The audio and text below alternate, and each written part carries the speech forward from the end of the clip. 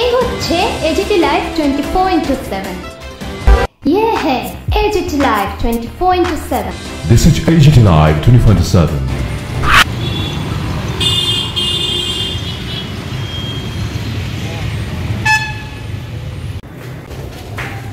ঠিক আছে।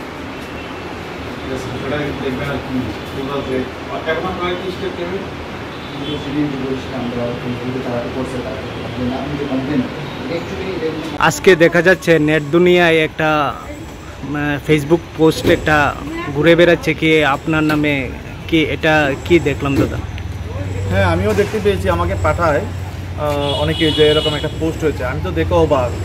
তো এটা যে চক্রান্ত দেখা হলো আজকে। আপনারা তো দেখেছেন ফেসবুকে আমাকে বদনাম করার জন্য একটা আইডি থেকে বিভিন্নভাবে অপপ্রচার করছে। তার জন্য আমি সাইবার ক্রাইমে কমপ্লেন করেছি। এখন আগরতলা পশ্চিম থানাতে এসেছি, এখানে কমপ্লেন দিচ্ছি যে এইভাবে একজন বিধায়ককে কুরুচিকর মন্তব্য করে জনগণের কাছে হেয় করার যে চেষ্টা করা হচ্ছে, সেই চেষ্টা কোনোদিন সার্থক হবে না। আমরা জনগণের জন্য কাজ করি, জনগণের পাশে থাকি। তো এটাই অনেকে সহ্য হচ্ছে না, তাই আমাকে বদনাম করার জন্য একটা ফেসবুক আইডি থেকে এসব বাজে জিনিস পোস্ট করেছেন আগের থেকেই। কারণ আমার হোয়াটসঅ্যাপে দেখতাম নোটিফিকেশন আসছে না।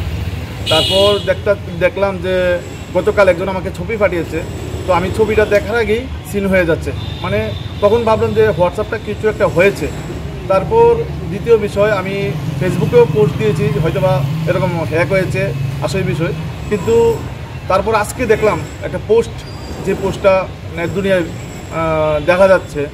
তো সেটার জন্যই আমি এখানে ক্রাইম ব্রাঞ্চে এলাম কমপ্লেন করার জন্য। ব্যক্তিটা কে তার জন্য আমি ক্রাইম ব্রাঞ্চে কমপ্লেন করেছি, এখন এফআইআর করব। তো এখানে দেখুন, সবচেয়ে বড় অবাক করার বিষয়, যে পোস্টটা করেছে সেটার মধ্যে যে চক্রান্ত, এটা একদম ক্লিয়ার। এই পোস্ট থেকে বিজেপি ত্রিপুরা, ডক্টর মানিক সাহা তাদেরকে ট্যাগ করা হয়েছে। আমি বুঝলাম না এটার মানেটা কি। যদি কোনো কিছু থাকে তাহলে তো তাদেরকে ট্যাগ করার প্রশ্ন আসে না। আরেকটা অবাক করার বিষয়, এই পোস্টের মধ্যেও যে লিখেছে, মানে যেরকম যে কোয়ার্টারে আসার জন্য নাকি বলা হয়েছে আইজিএম চৌমুহনীতে কোয়ার্টার। আমার তো আইজিএম চৌমুহনীতে কোনো কোয়ার্টার নেই। তো এতেই বোঝা যায় যে এটা একটা চক্রান্ত করে আমাকে দুর্নাম করার জন্য। কারণ আমি বামুটিয়াবাসীর কল্যাণে কাজ করে যাচ্ছি প্রতিনিয়ত। আপনারাও দেখছেন সোশ্যাল মিডিয়াতে বিভিন্ন রকম বিধায়ক উন্নয়ন তহবিল থেকে কাজ চলছে। তারপর বিভিন্ন অঙ্গনওয়াড়ি স্কুলের আমি পরিদর্শনে যাচ্ছি, বিভিন্ন কাজ পরিদর্শনে যাচ্ছি। তার জন্য তাদের সহ্য হচ্ছে না, আমাকে বদনাম করার জন্য এটা কাজ করা হয়েছে।